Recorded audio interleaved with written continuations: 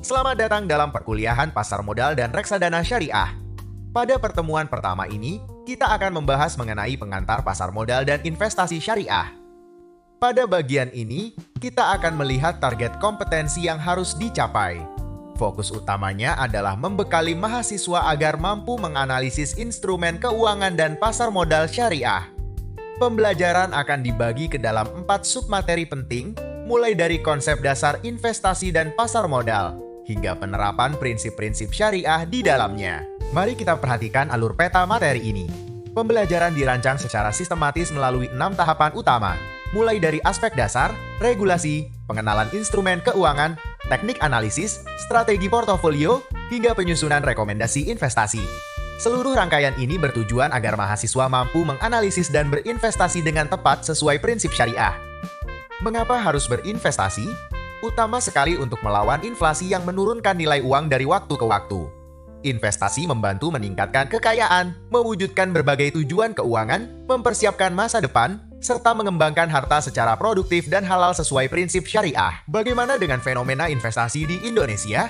Tren menunjukkan peningkatan luar biasa, di mana pasar modal kini didominasi oleh generasi muda. Peningkatan ini berjalan seiring dengan pertumbuhan pesat instrumen syariah, mulai dari saham, sukuk, hingga reksadana syariah. Industri ini terbukti penting dalam mendorong pertumbuhan ekonomi dan kemandirian finansial masyarakat. Mari kita bedah 4 poin penting dalam investasi. Pertama, pengertian investasi sebagai penanaman aset untuk masa depan. Kedua, tujuannya untuk mengembangkan kekayaan. Ketiga, kita harus paham adanya risiko seperti risiko pasar dan likuiditas. Dan keempat, adalah return atau imbal hasil yang bisa berupa selisih harga jual maupun pendapatan rutin. Secara umum, instrumen investasi terbagi menjadi 2 kategori utama, yaitu investasi keuangan dan investasi real. Jenis keuangan meliputi saham, obligasi, reksadana, ETF atau Exchange Traded Fund, deposito, dan pasar uang. Sedangkan jenis real mencakup aset fisik seperti emas, properti, investasi syariah, bisnis, dan P2P lending syariah. Pastikan memilih instrumen yang tepat sesuai tujuan keuangan, profil risiko, jangka waktu, dan prinsip syariah Anda. Pasar modal adalah tempat bertemunya investor dan pihak yang membutuhkan dana melalui transaksi efek. Fungsinya sangat luas, mulai dari menjadi sarana investasi, menghimpun dana, meratakan kepemilikan perusahaan, hingga meningkatkan pembangunan.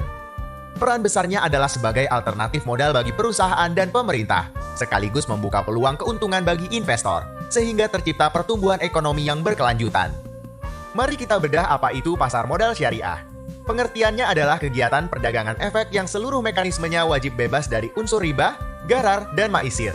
Landasan hukumnya sangat kuat mengacu pada Al-Quran Surah An-Nisa ayat 29 tentang perniagaan yang saling rida, serta hadis riwayat Tirmidzi mengenai pentingnya kejujuran dalam berdagang.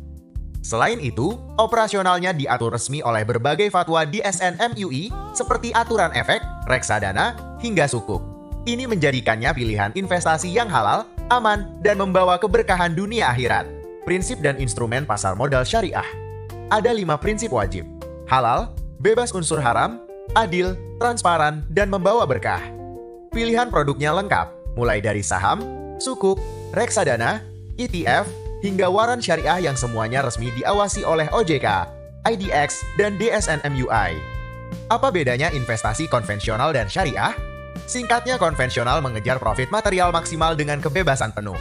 Sementara syariah wajib berlandaskan Al-Quran dan fatwa DSN MUI. Hasilnya, investasi syariah menyaring ketat unsur haram seperti riba, serta berorientasi pada keberkahan dan kemaslahatan masyarakat luas. Setiap peluang investasi pasti ada risikonya. Peluangnya mulai dari imbal hasil menarik hingga melawan inflasi. Namun, kita wajib waspada pada risiko pasar, likuiditas, hingga kepatuhan syariah. Kuncinya, kelola risiko dengan cerdas. Silakan perhatikan slide ini. Ini adalah agenda pembelajaran kita mencakup 3 poin evaluasi. 1. Diskusi kelompok mengenai tantangan pasar syariah. 2. Kuis formatif. 3. Serta penugasan mandiri analisis instrumen. Kerjakan secara komprehensif dan selamat belajar. Sekian pemaparan materinya. Terima kasih atas atensi luar biasa dari seluruh mahasiswa. Salam sukses.